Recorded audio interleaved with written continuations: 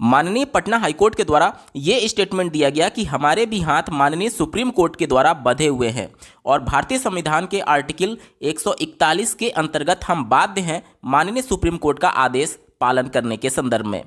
माननीय supreme court के द्वारा जो देवेश शर्मा जी की याचिका में फैसला दिया गया और ऑनरेबल 3 जजों की बेंच के द्वारा जो सुप्रीम कोर्ट में फैसला दिया गया श्री भगवान कृष्ण जी की याचिका में, उससे हम बंधे हुए हैं और उससे बियॉन्ड जाकर के डिसीजन नहीं दे सकते। इसके बाद से माननीय पटना हाईकोर्ट ने यह टिप्पणी की कि माननीय सुप्रीम कोर्ट के द्वारा जो एनसीटी का 28 जून 2018 का गजट नोटिफिकेशन था वह अब एग्जिस्टेंस में नहीं है, उसकी वैधता समाप्त हो चुकी है, जिसके आधार पर बीएड कैंडिडेट प्राथमिक में एलिजिबल होते थे। अब इसलिए इस शिक्षक भर्ती में यानी छठे चरण की शिक्षक भर्ती में बीएड अभ्यर्थियों की जो एलिजिबिलिटी है वो कंसीडर नहीं किया जा सकता एज ए प्राइमरी टीचर। और माननीय पटना हाईकोर्ट ये कहती है कि यह अब कहने की आवश्यकता नहीं है कि जो भर्तियां की गई हैं या जो नियुक्तियां की गई हैं उन पर नए सिरे से काम करना होगा और मूल रूप के अनुरूप ही योग्य उम्मीदवारों की नियुक्ति करना होगा। ध्यान से समझ लीजिए, candidate as per original notification of the NCT of year 2010 23 अगस्त 2010 का जो नोटिफिकेशन है जिसमें बीएड अभ्यर्थी प्राथमिक में नहीं है, उन्हीं नोटिफिकेशन के आधार पर माननीय पटना हाईकोर्ट ने भर्ती को कंप्लीट करने के आदेश दे दिए हैं। साथ ही साथ यहाँ पर देखिए साफ शब्दों में पटना हाईकोर्ट ने यह भी कहा है the state would also take a decision as to whether the vacant post falling vacant on such reworking are to be filled up from the merit list available with the state. माननीय Patna high court ये कहती है कि जो revoke किया गया है यानी जो रद्द किया गया है रिजल्ट बीएड अभ्यर्थियों का छठे चरण में, इससे जो वैकेंसी जनरेट होगी, क्योंकि वहां से जब बीएड वाले हटेंगे तो वैकेंसी जनरेट होगी, तो जो उस समय छठे चरण में जो 23 अगस्त 2010 के हिसाब से एलिजिबल कैंडिडेट थे यानी जो डीएलएड कैंडिडेट थे, जो मेरिट उस समय बनी थी उसमें से मेरिट लोअर डाउन करते हुए एलिजिबल कैंडिडेट से इस अपॉइंटमेंट को कंप्लीट किया जा सकता है। ये राज्य सरकार को निर्देशित किया गया है। बिहार की छठे चरण की शिक्षक भर्ती में पटना हाईकोर्ट के माननीय चीफ जस्टिस यानी मुख्य न्यायाधीश के द्वारा ये डिसीजन देते हुए बीएड अभ्यर्थियों को छठे चरण से पूरी तरीके से बाहर कर दिया गया है। इस पूरे जजमेंट का एनालिसिस तो करेंगे ही करेंगे, साथ ही साथ इस बात की भी समीक्षा करेंगे कि क्या जो बीएड अभ्यर्थी हैं उनके पास सुप्रीम कोर्ट में जाने का रास्ता बचा हुआ है। इसके अलावा माननीय पटना हाईकोर्ट ने श्री राम शरण मौर्य जी की जो याचिका थी जो कि उत्तर प्रदेश की 69,000 शिक्षक भर्ती से जुड़ा हुआ है, उसका भी काफी जिक्र किया गया है। तो क्या उत्तर प्रदेश की 69,000 शिक्षक भर्ती भी इससे डायरेक्टली प्रभावित हो सकती है? इन सभी मुद्दों पर डिटेल में एनालिसिस करने जा रहे हैं, अंत तक जरूर जुड़े रहिएगा। नमस्कार दोस्तों, मेरा नाम है नीरज, आप देख रहे हैं कैरियर बिट यूट्यूब चैनल। अगर आप इस चैनल पर पहली बार विजिट कर रहे हैं तो इसको सब्सक्राइब करते हुए बेल आइकन को प्रेस करना ना भूलें। 2021 में एक रीट पिटीशन फाइल किया गया था माननीय पटना हाईकोर्ट में छठे चरण की शिक्षक भर्ती जो प्रक्रिया चल रही थी उसमें 28 जून 2018 के गजट नोटिफिकेशन को चैलेंज करते हुए। इसी प्रकार का एक सेम चैलेंज माननीय जोधपुर हाईकोर्ट में किया गया था, जिस पर 25 नवंबर 2021 को माननीय डिवीजन बेंच के द्वारा फैसला दिया जाता है और बीएड अभ्यर्थियों को प्राथमिक के लिए एलिजिबल नहीं मानते हुए 28 जून 2018 के उस गजट नोटिफिकेशन को माननीय जोधपुर हाईकोर्ट रद्द कर देती है।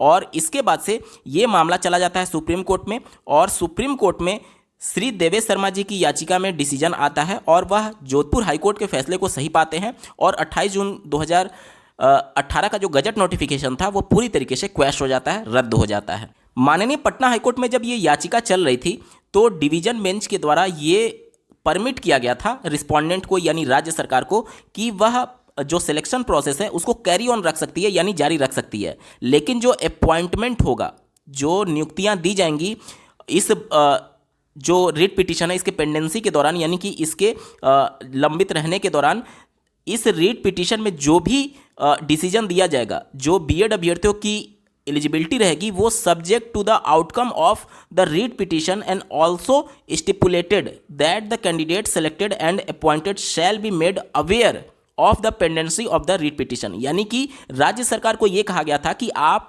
सिलेक्शन प्रोसेस को जारी रख सकते हैं और साथ ही साथ जो अपॉइंटेड होंगे कैंडिडेट उनको भी आप अवेयर करेंगे कि आपका जो चयन किया जा रहा है वो माननीय पटना हाईकोर्ट में जो याचिकाएं चल रही हैं उसके फैसले के अधीन रहेंगी। और ये जो याचिका थी ऑलरेडी सुप्रीम कोर्ट के फैसले के अधीन था। देखिए यहाँ पर साफ शब्दों में माननीय पटना हाईकोर्ट ने subject to the outcome of writ petition की बात की है।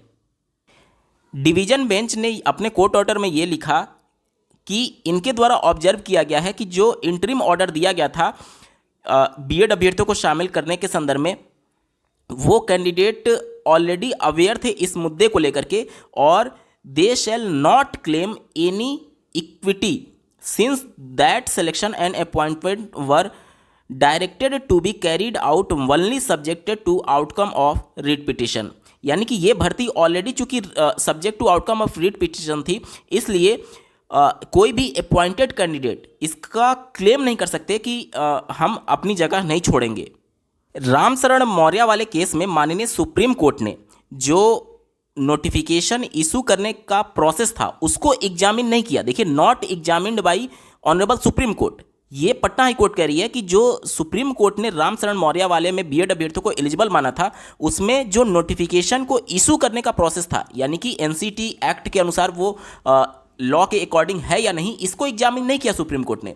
चूंकि वो गजट नोटिफिकेशन था और गजट नोटिफिकेशन के हिसाब से सभी स्टेट उसको मानने के लिए बाउंड थे, और उसी के आधार पर बीएड अभ्यर्थियों को अलाउ किया था रामशरण मौर्य वाले केस में। लेकिन पटना हाईकोर्ट ये कह रही है कि जो देवेश शर्मा जी की याचिका थी, इसके संबंध में जो ये पूरा मामला कैरी फॉरवर्ड हो रहा था जोधपुर हाईकोर्ट से, इसमें बीएड अभ्यर्थियों के संदर्भ में 28 जून 2018 का एनसीटी के माध्यम से जो गजट नोटिफिकेशन निकाला गया, वो गजट नोटिफिकेशन को चैलेंज किया गया। और साथ ही साथ पटना हाईकोर्ट ये कह रही है कि गजट नोटिफिकेशन को जारी करने और उसको इशू करने के लिए जो अधिकार हैं, उन अधिकारों का गलत तरीके से प्रयोग किया, ये सुप्रीम कोर्ट ने पाया, और बैड इन लॉ था वो नोटिफिकेशन जारी करने का पूरा प्रोसेस। इस वजह से उस गजट नोटिफिकेशन को रद्द कर दिया सुप्रीम कोर्ट ने। यहां पर कोर्ट ये कहती है कि जो देवेश शर्मा जी की याचिका में ऑनरेबल सुप्रीम कोर्ट ने फैसला दिया, वह इस बात को लेकर के एग्जामिन करना था कि क्या जो एनसीटी का डिसीजन है वो वैलिड है अथवा नहीं। यानी कि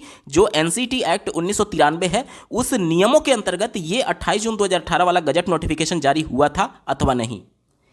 इसके बाद से माननीय पटना हाईकोर्ट केंद्रीय विद्यालय के उस पत्र का जिक्र करती है जिसमें बीएड अभ्यर्थियों को अपॉइंट करने के लिए एनसीटी को और एमएचआरडी मिनिस्ट्री को लिखा गया था, उसका जिक्र किया जाता है। और उसके बाद से एक मीटिंग कंडक्ट की जाती है 28 मई 2018 को मिनिस्ट्री ऑफ ह्यूमन रिसोर्स के द्वारा, यानी एमएचआरडी मिनिस्ट्री के द्वारा। और उसके ठीक एक दिन बाद देखिए, on the very next day 29 मई 2018 को एक नोट इशू किया जाता है, observing that if BEd qualified candidate are made eligible for primary school. यानी कि एक लेटर पास किया जाता है एमएचआरडी मिनिस्ट्री के द्वारा 29 मई 2018 को कि बीएड अभ्यर्थियों को प्राथमिक के लिए एलिजिबल किया जा सकता है। यहाँ पर आप देख सकते हैं जो एमएचआरडी मिनिस्ट्री के द्वारा एक तरीके से सुझाव दिए जाते हैं, वह सेक्शन 29 जो एनसीटी एक्ट है 1993 का, उसमें ये बातें प्रावधान के तौर पर मेंशन की गई हैं कि केंद्र सरकार समय समय पर इसको सुझाव दे सकती है, लेकिन उन सुझाव को एज इट इज लागू नहीं करना होगा। यहाँ पर देख सकते हैं आप जो इनका जो डायरेक्शन था एमएचआरडी मिनिस्ट्री से, वो एज इट इज इसको नोटिफाई कर दिया गया 28 जून 2018 के गजट को एनसीटी के द्वारा, जिसको माननीय सुप्रीम कोर्ट ने गलत पाया कि यहाँ पर एनसीटी गलत थी। एनसीटी एक्ट में ये बातें मेंशन की गई हैं कि पहले आपको एग्जामिन करना होगा एक एक्सपर्ट कमेटी बनाते हुए। इस प्रकार की कोई भी कमेटी नहीं बनी थी और इस बात को लेकर के कोई भी एग्जामिन नहीं किया गया एनसीटी के हायर अथॉरिटी के द्वारा कि क्या बीएड अभ्यर्थियों को शामिल करना ठीक होगा अथवा नहीं। और इन्हीं सभी को आधार बनाते हुए सुप्रीम कोर्ट ने जो जजमेंट दिया है उसको अपने इस कोर्ट ऑर्डर में माननीय पटना हाईकोर्ट ने भी जगह दी है। यहाँ पर पटना हाईकोर्ट साफ शब्दों में एक लाइन ड्रॉ करती है रामशरण मौर्य और देवेश शर्मा जी की याचिका में कि जो रामशरण मौर्य वाला केस था और जो देवेश शर्मा जी की केस था वो दोनों डिफरेंट कॉन्टेक्स्ट में थे। रामशरण मौर्य में बीएड की एलिजिबिलिटी को उस तरीके से चैलेंज नहीं किया गया जिस तरीके से जोधपुर हाईकोर्ट में चैलेंज किया गया था। जोधपुर हाईकोर्ट में जो डीएलएड के कैंडिडेट थे, जो राजस्थान के डीएलएड के कैंडिडेट थे, उनके द्वारा 28 जून 2018 के गजट नोटिफिकेशन को इस प्रकार से चैलेंज किया गया कि वह जो गजट नोटिफिकेशन आया वह नियम के अंतर्गत नहीं है, वो कानून बनाने की प्रक्रिया गलत थी। जबकि रामशरण मौर्य में इस प्रकार से चैलेंज नहीं किया गया था। इसलिए पटना हाईकोर्ट कह रही है कि there is no conflict since the first case did not consider the validity of the notification and upheld the prescription of the qualification based on such notification. यानी कि पटना हाईकोर्ट साफ शब्दों में कह रही है कि रामशरण मौर्य वाला केस वो अलग कॉन्टेक्स्ट में है और देवेश शर्मा वाला केस अलग कॉन्टेक्स्ट में है। और अब रामशरण मौर्य के केस को आधार बनाते हुए बीएड अभ्यर्थियों को प्राथमिक में मान्य नहीं किया जा सकता, क्योंकि ये उस तरीके से चैलेंज नहीं किया गया कि वह नियम बनाने की गलत अवधारणा के अंतर्गत एनसीटी ने गलत एग्जामिन किया।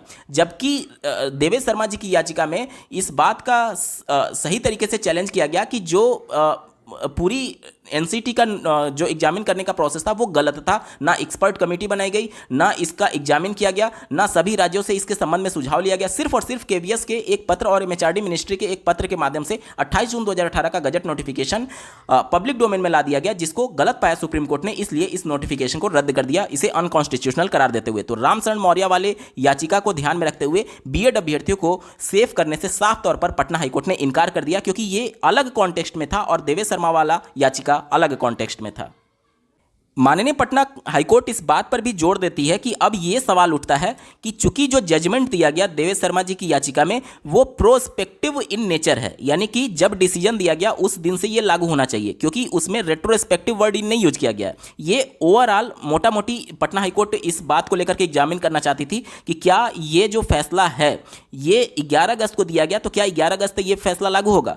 यहां पर पटना हाईकोर्ट फिर आगे ये कहती है कि we find absolutely no reason, यानी कि हमें इसका कोई भी कारण नहीं मिलता है कि हम एनसीटी के उस नोटिफिकेशन को परमिट करें, अलाउ करें, जो कि चैलेंज था एक बैच के रूप में, एक रिट पिटिशन के फॉर्म में, to be acted upon through the selection is prior to the judgement of honourable supreme court. यानी कि चूंकि ये भर्ती ऑलरेडी सुप्रीम कोर्ट के जजमेंट के अधीन चल रही थी और चूंकि एज ए हाई कोर्ट, मतलब कि as a Patna high court हमारे भी हाथ आर्टिकल 141 से बंधे हुए हैं कि हम माननीय सुप्रीम कोर्ट के द्वारा जो जजमेंट पास किया जाएगा उससे बंधे हुए हैं। और चूंकि ये भर्ती सुप्रीम कोर्ट के फैसले के अधीन थी, इस वजह से इस फैसले को यानी 11 अगस्त 2023 वाले फैसले को इस भर्ती में लागू करना ही होगा। और बीएड अभ्यर्थियों को अब इस शिक्षक भर्ती में एलिजिबल नहीं किया जा सकता, अपॉइंट नहीं किया जा सकता। और इतना कहते हुए माननीय सुप्रीम कोर्ट ने छठे चरण से बीएड अभ्यर्थियों को पूरी तरीके से बाहर कर दिया है।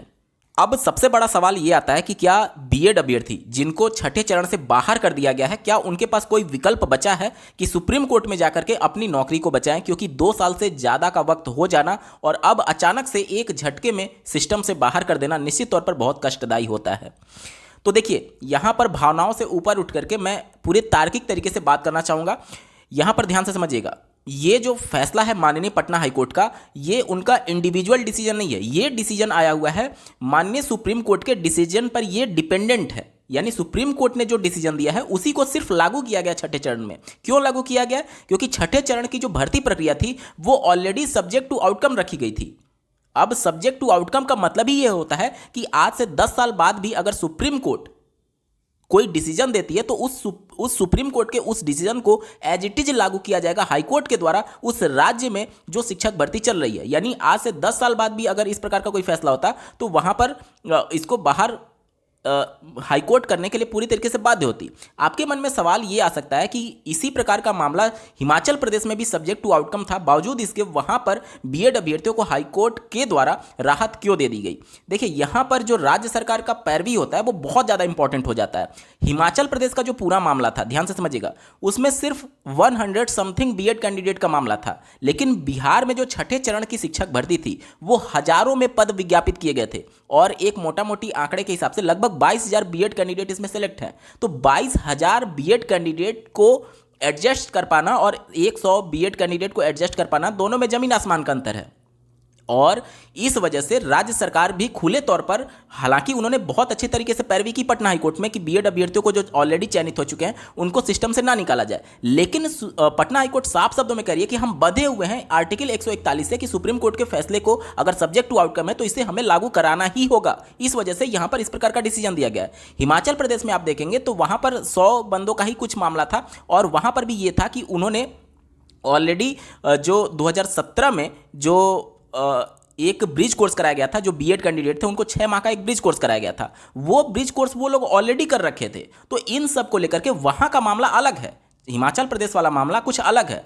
लेकिन बिहार वाला मामला देखेंगे तो 22,000 जो बीएड सेलेक्टेड कैंडिडेट हैं उन्होंने कोई ब्रिज कोर्स इस प्रकार का 2017 वाला मैटर नहीं है यहाँ पर, इसलिए डायरेक्टली सुप्रीम कोर्ट के फैसले को यहाँ पर लागू कर दिया गया। अब सवाल आता है कि क्या बीएड अभ्यर्थी जो बाहर हो चुके हैं क्या सुप्रीम कोर्ट का दरवाजा खटखटा सकते हैं? आप पूरी तरीके से स्वतंत्र हैं सुप्रीम कोर्ट में जाने के लिए, लेकिन सुप्रीम कोर्ट में होगा क्या, इसके बारे में एक बार बात कर लेते हैं। देखिए, ये डिसीजन चूंकि सुप्रीम कोर्ट के 11 अगस्त 2023 के डिसीजन के आधार पर दिया गया है। अगर आप इस मामले को चैलेंज करते हैं तो चूंकि ये 11 अगस्त के फैसले के आधार पर दिया गया, यानी सीधे तौर पर ये रिव्यू का मामला हो जाएगा, और रिव्यू का मामला जाएगा तो सीधे तौर पर उसी बेंच में जाएगा जो कि 11 अगस्त 2023 वाले फैसले को दे चुके हैं।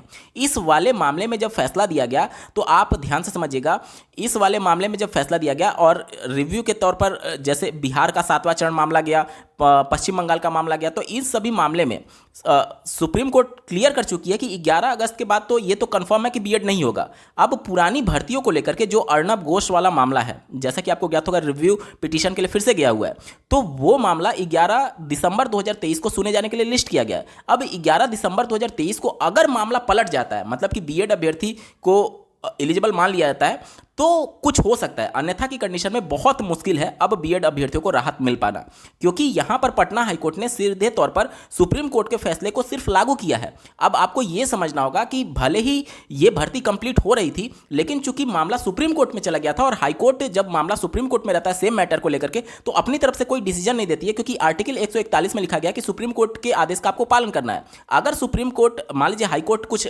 बीएड को अलाउ कर देती और सुप्रीम कोर्ट उसके अगेंस्ट में फैसला दे देता, तब तो फिर से एक तरीके से कॉन्फ्लिक्ट हो जाता है। इसलिए हाईकोर्ट वेट करती है सुप्रीम कोर्ट के डिसीजन का। वही मामला यहां पर भी था, यहां पर भी हाईकोर्ट सुप्रीम कोर्ट के डिसीजन का वेट कर रही थी। जैसे ही सुप्रीम कोर्ट का डिसीजन आया, जब ये मामला लिस्ट हुआ, तो सुप्रीम कोर्ट के फैसले को एज इट इज लागू कर दिया गया। अब ये सुप्रीम कोर्ट में अगर मामले को आप चैलेंज करने जाते हैं तो ये 11 अगस्त के फैसले को रिव्यू कराने का मामला हो जाएगा, क्योंकि चूंकि ऑलरेडी ये भर्ती सब्जेक्ट टू आउटकम रखी गई थी, इसलिए 11 अगस्त का फैसला लागू होने के लिए ये बाध्यकारी है, और बाध्यकारी है। अगर आप इसको चैलेंज करते हैं, इसका मतलब ये हुआ कि आप 11 अगस्त 2023 के फैसले को चैलेंज कर रहे हैं, और उस फैसले को रिव्यू कराने के तौर पर आपको जाना होगा। और 22 सितंबर 2023 वाला जो डिसीजन है सुप्रीम कोर्ट के रजिस्ट्रार वाला, उसमें आपने देखा होगा कि किसी पुरानी भर्ती को लेकर के आप सुप्रीम कोर्ट के किसी जजमेंट को लेकर के रीहियर नहीं करा सकते। इसके अलावा जो श्री अर्नब घोष जी की याचिका 11 अगस्त को पेंडिंग लगी हुई है रिव्यू पिटीशन में, उसका आपको इंतजार करना होगा। अगर उसमें कुछ राहत मिलने की संभावना है, ध्यान से समझिए, अगर उसमें कुछ राहत मिलती है तो निश्चित तौर पर जो सिलेक्टेड बीएड कैंडिडेट हैं जिनको बाहर किया गया पटना हाईकोर्ट के द्वारा, वो कोर्ट का दरवाजा खटखटाएंगे और उस केस के आधार पर आपको राहत मिलेगी अगर उनको अलाउ किया जाता है, अगर वो भर्ती। और साथ ही साथ ये भी आपको ध्यान देना होगा, यहां पर बिहार में जो शिक्षक भर्ती है वो सब्जेक्ट टू आउटकम थी। पश्चिम बंगाल वाली भर्ती सब्जेक्ट टू आउटकम है या नहीं, इससे भी मैटर डिसाइड होगा। अब मान लीजिए पश्चिम बंगाल वाली भर्ती सब्जेक्ट टू आउटकम नहीं होगी, मान लीजिए 1% की सब्जेक्ट टू आउटकम नहीं होगी और पटना वाली सब्जेक्ट टू आउटकम है, तो ऐसा नहीं होगा कि दोनों में सेम कंडीशन फुलफिल होगा। दोनों का मैटर अलग है। एक सब्जेक्ट टू आउटकम होने का मतलब कि सुप्रीम कोर्ट का डिसीजन का वेट हो रहा था, अब डिसीजन दे दिया गया तो उसी डिसीजन को लागू कर दिया गया। और पटना हाईकोर्ट साफ शब्दों में करिए कि सभी कैंडिडेट जो इसमें अपॉइंटेड हैं उनको ऑलरेडी वो अवेयर थे, क्योंकि राज्य सरकार ने उनको जब नियुक्ति पत्र दिया तो ऑलरेडी ये नियुक्ति पत्र में बातें मेंशन थी इस कोर्ट जजमेंट के हिसाब से कि उनका जो अपॉइंटमेंट हो रहा है वो सुप्रीम कोर्ट के फैसले के अधीन रहेगा। तो सभी कैंडिडेट इस बात से अवेयर थे।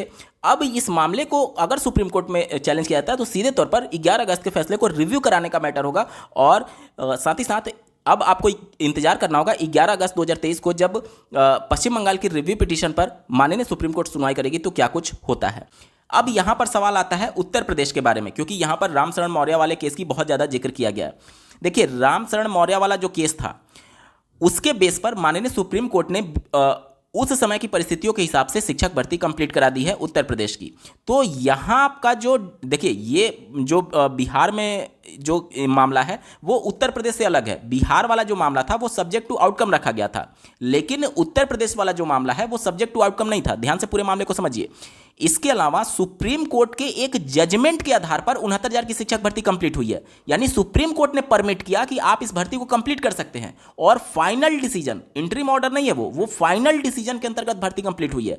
तो ऐसा नहीं है कि वहां पर चीजों को डिस्टर्ब नहीं किया जा सकता, लेकिन उसमें बहुत ज्यादा इंपैक्ट देखने को नहीं मिलेगा बीएड के संदर्भ में, क्योंकि ऑलरेडी सुप्रीम कोर्ट के जजमेंट, फाइनल जजमेंट के ऑर्डर पर वो चीजें कंप्लीट हुई हैं। और अगर आप रजिस्ट्रार का ऑर्डर देखेंगे 22 सितंबर वाला, उसमें यही बात तो कही गई है कि आप किसी पुरानी भर्ती को बाद के किसी आदेश को ले आकर के उसमें रीहियरिंग नहीं करा सकते। तो इन सभी चीजों को आपको कंसीडर करना होगा 69,000 की शिक्षक भर्ती में। मैं ऐसा नहीं कहता हूं कि वो केस उसमें जा नहीं सकता, ये मामला ऑलरेडी जा चुका है श्री गुड्डू सिंह जी की याचिका के तौर पर, जिसमें माननीय सुप्रीम कोर्ट ने साफ तौर पर कहा कि आप इसको रिव्यू पिटीशन के तौर पर लाइए, यानी एज ए फ्रेश एसएलपी के तौर पर ना ला करके जो 69,000 की शिक्षक भर्ती में रामचरण मौर्य वाला जो याचिका है उसमें रिव्यू कराइए फिर से। यानी कि रिव्यू के तौर पर आपको जाना होगा, ना कि इस एक तरीके से फ्रेश एसएलपी के तौर पर। और रिव्यू वाले मामले में कितने फैसले बदलते हैं आप लोग देख चुके हैं।